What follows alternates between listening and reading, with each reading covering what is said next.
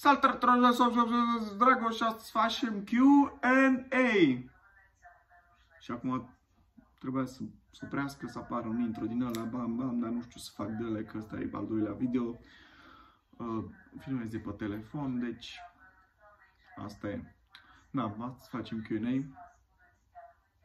Așa că hai să văd ce întrebări mi-a spus. Cum te cheamă? Dragoș, am zis și mai înainte. Câți ani ai? Bă, am 18, imediat fac 19, peste câteva zile, nu știu, 20 noiembrie. Cu ce mă ocup?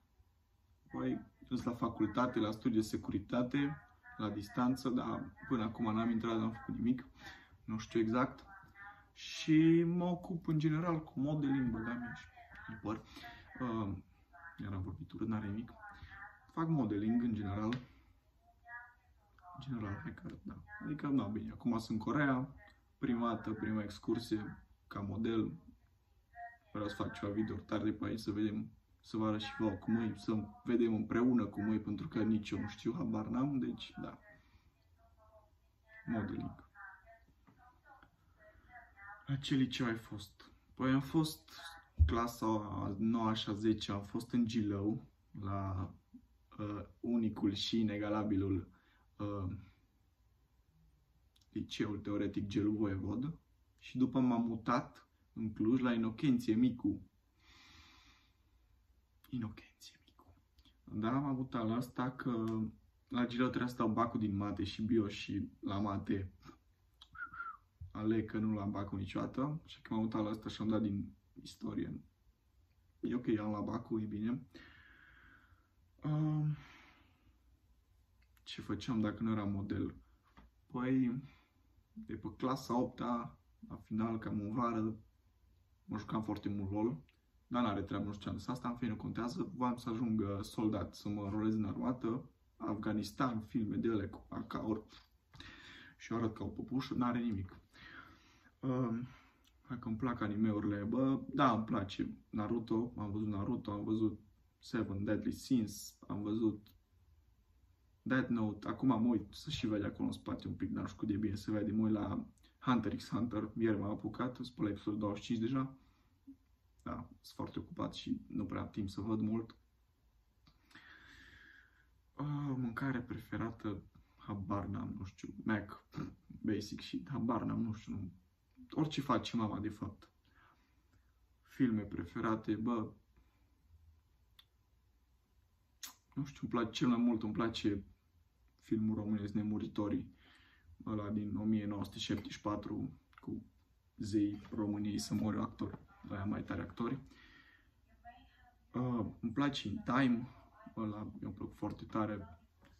Și nu știu, nu prea știu filme, seriale, îmi plac seriale, nu știu,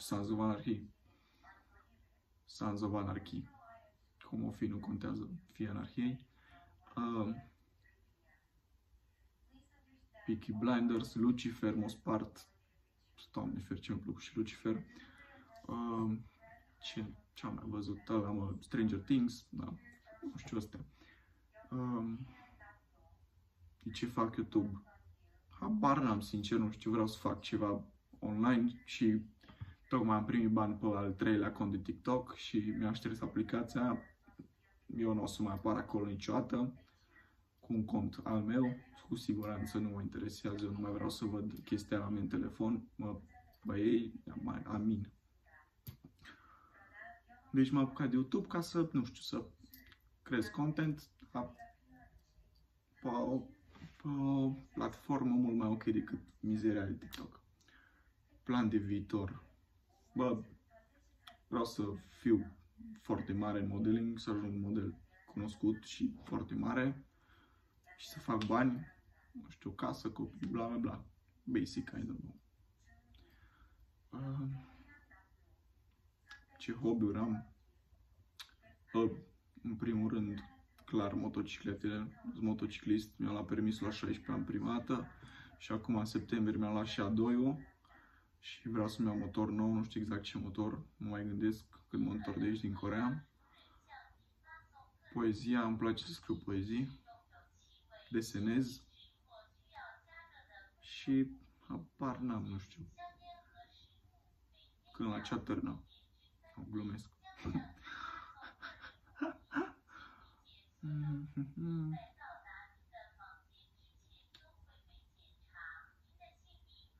Bă, cred că cam astea habar n-am, nu știu dacă au mici ceva mai întrebat să mă și vă răspund. Habar n-am. Nu vreau să fac nu știu ce clip lung, că na, ce pot să fac într-un prim video. Dar hai, abonați-vă acolo, nu știu, la canalul meu am 35 de abonați, blană. Dați un like dacă vă place. Mamă, deja încep cu propaganda asta, blană. Dar e ok. Și, da, îmi cânt aia în box aia în continuu. Eu nu mai suport când, deci îmi cântă în coreeană, în japoneză, în chineză și în engleză. În continuu. Da. Sper să mă aud de vocea ei, că dacă nu, mare punct ce dau la box aia, jur. Deci da, ați înțeles voi. Hai, ne auzim la un clip următor. Sper să ieși eu din carantină cât mai repede, adică ies joi. Și o să fac video-uri mult mai mișto de până în Coreea. Tot felul de chestii la filmări, la, nu știu, la studio, la și pe stradă, până în Seul. Nu știu, o să vedem. O să vedem viața coreenilor din perspectiva unui european dintr-o țară magnifică ca România. Deci, da. Hai, noroc să aveți, oameni buni, și peace!